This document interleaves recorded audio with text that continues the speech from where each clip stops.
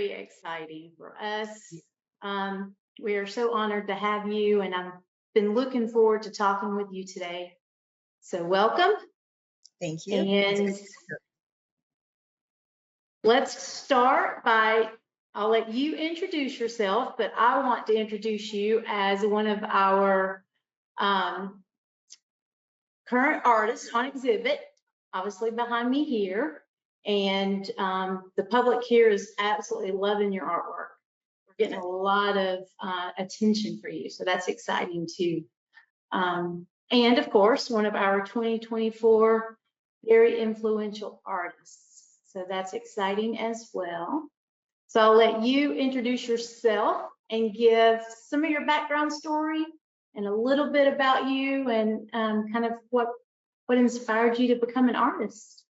Okay. Art is something that I think is out there for most of us. Sometimes we just have to decide that's a direction we want to pursue. And in my mind, in order to pursue a direction is not only about having a desire to do so, to have a passion for that, but also be willing to educate yourself, to know that it takes time to reach a pinnacle. And when you reach that pinnacle, it's just step one. You got to keep working to get better and better and better all the time. Especially in the world of creativity, I think that the opportunities as far as being a creative person and painting, in my case, there's absolutely no limit. And so it'll be fun to see what continues to happen. I kind of started as an artist in kind of an odd way. As a child, I'd sit in color in my grandma's pantry and I would draw flowers and all these kinds of things. But art was not a part of my consciousness. I was a very academic child. And my goal was always to make it to college. I was in an area of the city where I grew up that was not necessarily the primary goal of everyone. But my mom and dad and my grandparents, there were a small family of 6, including my sister. They were determined that my sister and I would have these opportunities and be able to find out who we were. So interestingly enough, my degree is in sociology. And I worked for years with children and really enjoyed that. And I would bring a lot of art into the activities that we would do. I ran a summer camp one summer for the YMCA, did a lot of cool art projects. And we were able to combine that with opportunities in our area so the kids could really experience lots of variables within that. My art beginning is kind of a strange thing. I was on a scholarship, and my last semester of college, I'd have 16 credits to keep my scholarship. I needed like 10 to graduate. So I thought, you know what? I'm tired of this. I'm going to take a couple of art piece classes. If it messes up my GPA, I don't care at this point. I just want to be done and get out and all my life. So I remember the one class in particular, it was a drawing class. And I'm sitting in this drawing class with what I thought were enormous pads of paper. They were probably 18 by 24. And we had a model there and we had pastels. And almost most of the semester, the professor would walk by and all he'd ever say to me was bigger. Well, I started out with my pastel figure being like 1 inch. I got it to 1.5 inches, finally 2 inches and 3 inches. And I kept getting bigger and bigger. Towards the end of the semester, like most college kids, I didn't have $20 to buy a new set of pastels, and all I had was these little nubs. So I started doing these really big swaths of color and creative, scribbly things to create these pieces of art. Suddenly my art was on the wall. And so it's like validated me in a way to let go of some of those preconceived ideas that I had because I was so academic, and realize that your goals are not always solidly set in front of you, that they have that growth perspective. And so as I continued on, graduated from college, you get a job, you have kids, and you spend time with them and your husband and your family. And art didn't really come up too much until I had my last daughter. And I decided I wanted to stay home with this baby for a while.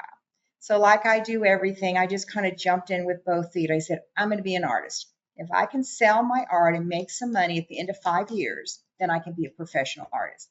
Well, lo and behold, I did. Didn't make a lot of money, but I made money. I could see a profit there. Took some amazing workshops, spent a lot of time which at that time was my very cold basement. I sit there at 2 in the morning and I paint and paint and paint. And I think what I learned again was kind of the same lesson. It doesn't have to be perfect the first time. You can redo it.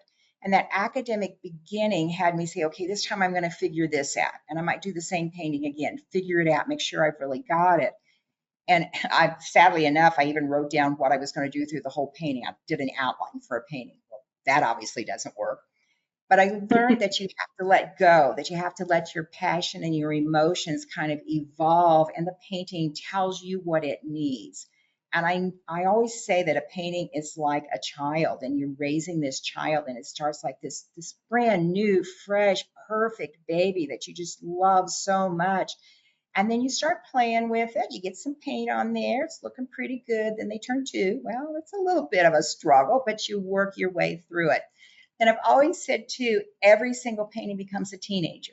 And those of us who have raised teenage kids, we know that there are days that are harder than others, but you know what? We love them. We keep that conversation going, and they become amazing adults, just exactly who they should be. And I really sincerely feel that that's what a painting is that raising of a child into the perfect adult. So it's very exciting for me when the paintings leave and they go to find their new life in a new home. And that's kind of a fun part of it. So I am looking forward to see what is still going to be happening, how my work will evolve and grow, and how in turn I can evolve and grow as a person. I just think it's a great journey to be a part of. I love that analogy of how Good. it starts out as an infant and kind of grows, because that makes perfect sense to me. It makes perfect sense. I love that. Yeah. And I've never heard it actually expressed that way. Good. See, an original always, right? So how do you perceive that others view your art? The comments that I've gotten through the years, and I started doing watercolor, which morphed into mixed media, and then it became these acrylic paintings now. A lot of the comments I have gotten was that they were full of whimsy. And when I would stand back and look, and I could kind of see that because there's a sense of fun in them. I don't have any great message in my art other than to view the world, embrace what we have in front of us, even with all of the trials and tribulations of today's world, but find that beauty that speaks to you. And I've also had people comment a lot about the color. With these acrylics, the textures. People really love the come off the canvas type of texture. And so I think my paintings, for me, what I want them to do and what I want people to do when they see them is that they feel like they can walk into this world. They can literally walk in and smell the flowers, sit down on the grass, touch the trees, all of those kinds of things. Even in the more abstracted work, there's a world there.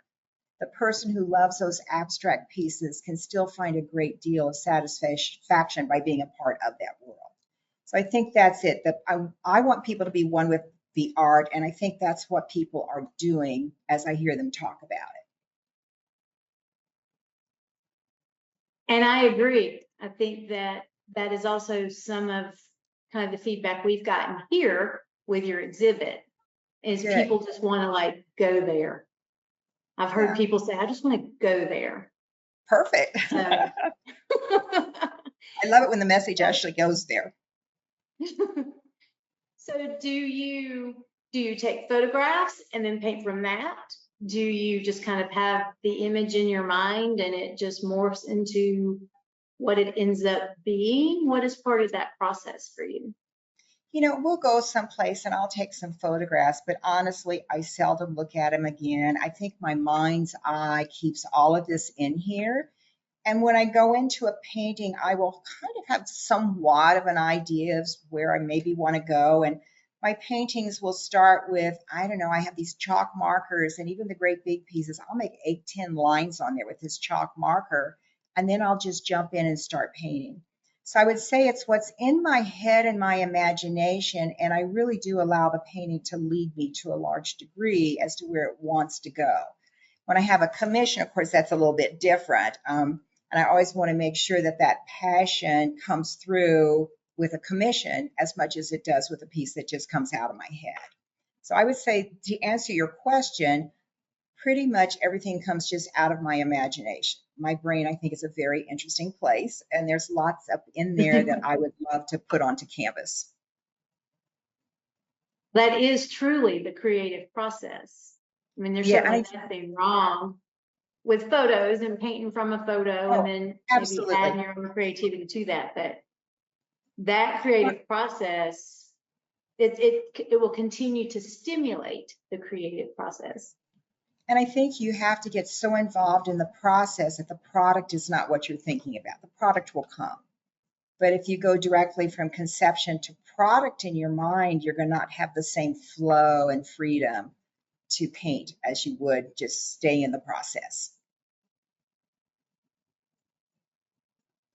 And I think that's one of the secrets that we can share with all of the beginner artists out there is exactly what you're saying. Let the painting do its thing and don't get so stuck in, it's almost like a rigid legalism. And it is what is taught in formal education around art degrees typically, is it has to be perfect and the form has to be perfect and the rendering has to be perfect. But quite often I find artists say that when they found that freedom, which is what you're describing, that's when their art really came to life. In some ways, I feel like I'm fortunate not to have a degree in art, because not knowing all of the rules, I mean, I've studied a lot and I understand the elements and principles of design and composition and color and all of that. But I've come to those places kind of through my own mind and my own observations. And so since I was never taught those things specifically, I kind of skipped that step. Not that that classical education isn't extremely important, but I can still, I can go back and go to the Nelson Atkins Gallery, which is here in the city, which is just amazing. And I can go and stand in front of a piece of art and I can kind of, to some degree, get into that artist's mind and see maybe what was encouraging them and inspiring them to do what they were doing. That is when art kind of speaks. It might not, there might not be a purposeful message, but art will still speak. Yes, it does. It does. So you mentioned that for the viewer to be able to want to kind of step into that painting, step into that world, that's inspiring. So they're inspired to step into that beauty. And that is actually part of our mission statement for our gallery, is to inspire beauty and hope and positivity and happiness. And hope is our theme for this year's ceremony.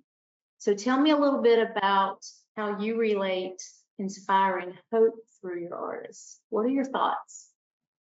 Well, I think that it's important that we never lose hope as humanity, as friends to everyone. Neighbors is a much broader term than who lives next door, but to our neighbors on this planet, that we're always cognizant to some degree. We aren't walking in their shoes, but to some degree of what speaks to them, what's important to them. And I think we all need a place of solace. And solace doesn't necessarily have to be quiet, and it doesn't have to be so introspective.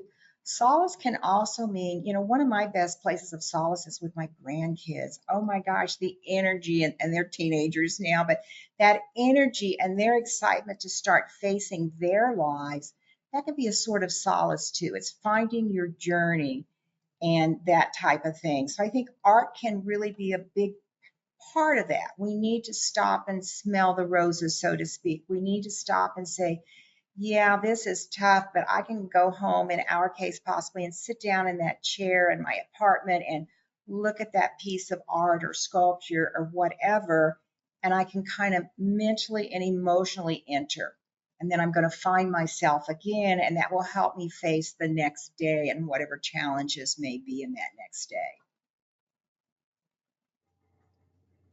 Very well said. Very well Thank said. you.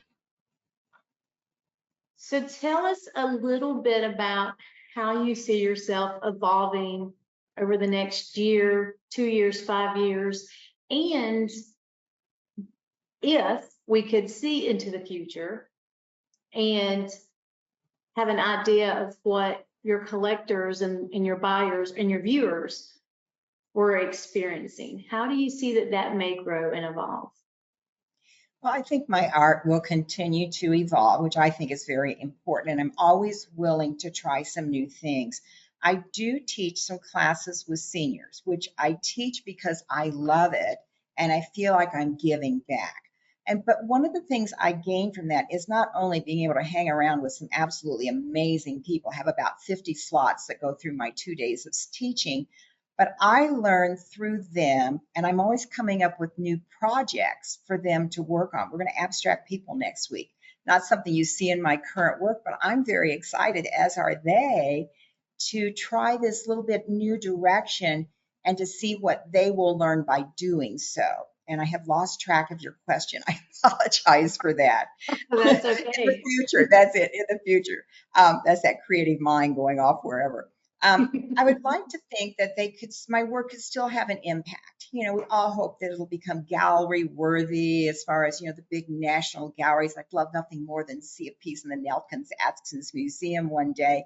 But that's not really necessarily my primary goal. My primary goal is for it to be out there and for people to say, oh, my grandma got that 40 years ago or whatever, and I inherited it, and I still love that painting. And I think that's what I want to see generationally, that this will continue to speak as our world changes in so many different aspects.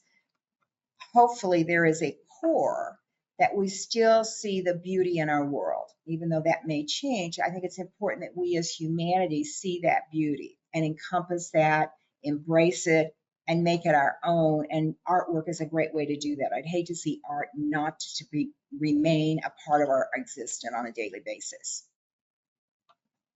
I agree. Art is so important.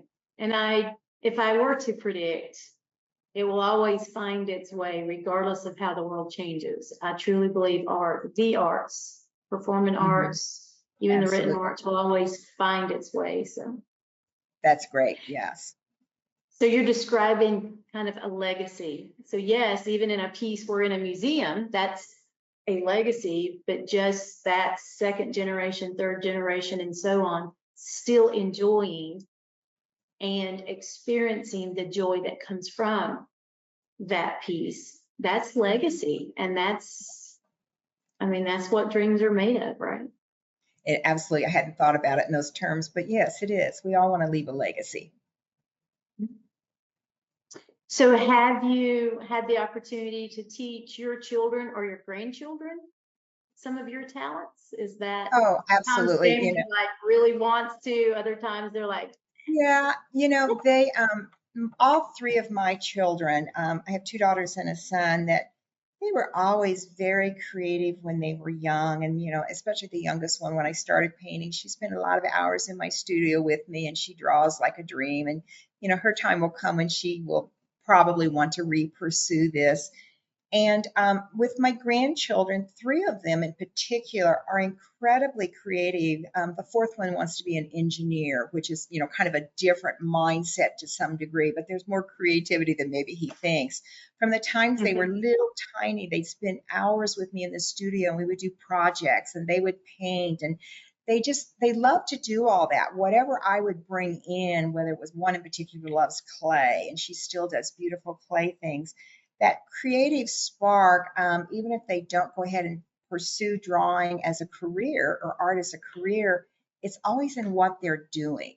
And I think that's important. It just pulls out a different part of our persona, and that there again we can give to the world. And even though my own children are more in the business world at this point in time, there's still ways that they are creative in their approach to people and to projects and to those kinds of things. And it'll be exciting to see where my grandchildren end up. well, thank you so much for being with us and It's been talking fun. with us. We certainly look forward to continuing to share your art with our community. Perfect. And to honor you as a 2024 very influential artist. I'm looking We're forward to that. excited for future collaborations as well. Sounds perfect. Thank you. Thank you.